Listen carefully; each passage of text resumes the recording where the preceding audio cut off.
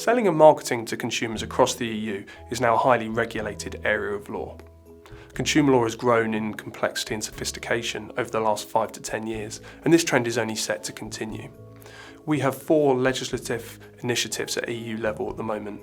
3 of them have been passed and are coming into effect in the coming years, and the 4th is a proposed directive that's currently at first reading stage at the European Parliament. First, we have what's been dubbed the P2B Regulations, which come into effect in July 2020. The aim of these regulations is to govern the relationship between operators of search engines and digital marketplaces with the business users of those services, with the aim to try and level the playing field for businesses that are using those services to reach consumers across the EU. Then secondly, we have 2 directives that have been passed that need to be locally implemented and in effect by the start of 2022. The first of these directives addresses the supply of digital content and digital services to consumers across the EU, and the second one addresses the sale of goods to consumers across the EU.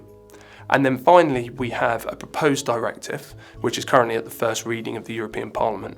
And this aims to enhance the enforcement powers for certain infringements of consumer law.